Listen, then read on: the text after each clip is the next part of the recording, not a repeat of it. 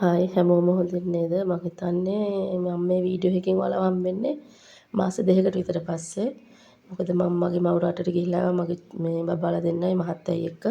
චුට්ටක් ඉඳලා ආවා කාලේ ගත කරා එහෙ යාළගේ දෙමව්පියෝයි හැමෝම එක්ක. ඉතින් මම ඔයාලට මේ ගේන්න යන්නේ අපේ මේ පොස්සලට් එක කොහොමද ඒ කියන්නේ පොස්සලට් ගොඩක් අය හදන්න දන්නවා. මට හිතුණා මේක ඔයාලා එක්ක ෂෙයා කරගන්න. මේ ඇපල්, කෙසෙල්, පේර, අඹ මෙතන දෙලුණුත් තියෙනවා. මේක නම් මම මෙහෙන් ගත්තේ. මොකද මට අඹ ගේන්න හම්බුනේ නැහැ. ගොඩක් ඉදිලා හින්දා මම ගෙනාවේ නැහැ හින්දා මම මෙහෙන් ගත්තේ. ගස් ලැබු කොහොම හරි එහෙන් ගෙනාවා. අන්නාසි. මම හිතන්නේ ෆුඩ් සලාඩ් එකක් කියවම අපිට මේ ෆෘට් ඕන දෙයක් දැම්ම හැකි. ඒ කියන්නේ පළතුරු වර්ග.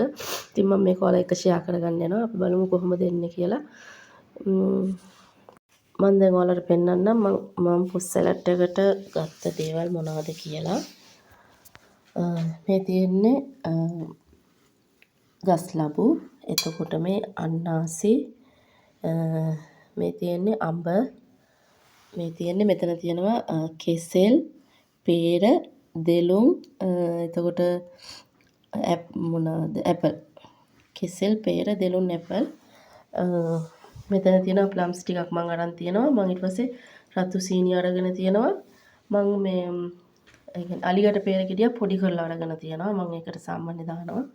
මේක කිරි ටිකක් අරන් තියෙනවා මම. මේ විදිහට තමයි මම පොස්සලට් එක හදාගන්නේ. අපි බලමු කොහොමද එන්නේ කියලා. මම අරන් තියෙන්නේ මේ වගේ භාජනයක් ඔයාලට පැහැදිලිව පෙන්නන්න මේ. ඒක මේ සාමාන්‍ය පොස්සලට් හදන එක නෙමෙයි. නමුත් මම ඒක ගත්තා. ඒකට ඔයාලට පැහැදිලිව පේන හින්දා මම ඉස්සෙල්ලාම මේකට අන්නාසි ටික කොහොම දාගන්නවා. මට භාජනය මදිත් වෙයි දන්නේ පළතුරු තියෙන තරම. ඊට පස්සේ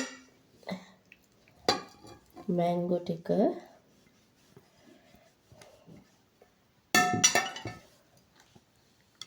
ඊට පස්සේ අපි දාගන්නවා ගස් ලබු ටික.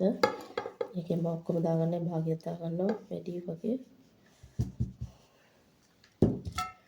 ඊට පස්සේ කෙසෙල්, පේර, ඇපල්, දෙලුම් යට. ඔය විදිහට දාගත්තා. ඔයාලට පේනවා ඇති මෙන්න මේ විදිහට තමයි පළතුරු ටික එන්නේ. මට මේක පෙන්වන්න ඕනේ. මේ විදිහට පළතුරු ටික දාගන්නවා. දාගෙන මම ඒකට ප්ලම්ස් ටිකක් එකතු කරගන්නවා. ඊට පස්සේ රතු සීනි,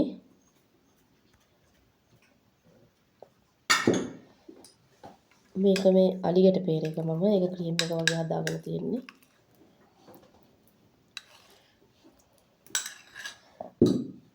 ඊට පස්සේ කිරි ටිකක් දාගන්නවා මම මේ විදිහට. ඊට පස්සේ මේක හොඳට මේ විදිහට මික්ස් කරගන්නවා. ගොඩක් පොඩි කරන්නේ නැතුව මේ විදිහට මේක පත්ත වගේ දෙන හොඳට මෙහෙම මික්ස් කරගන්නවා.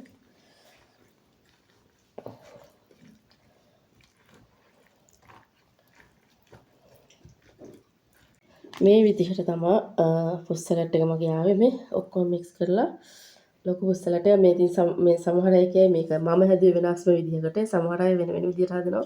අපිට ඕනම පළතුරකින් ඉතින් ෆුඩ් සලාඩ් හදාගත්තයි මම ලංකාවේ ඉඳලා ආපු හින්දා ඒවයි මෙහි තියෙන ඒවයි ඔක්කොම මික්ස් කරලා ඉතින් හැදුවා. හරිම රහයි ඇඟට ගුණයි. ඒත් ඔයාලා try කරලා බලන්න. මේ එහෙනම් ආයි වීඩියෝ එකකින් හම්බෙමු.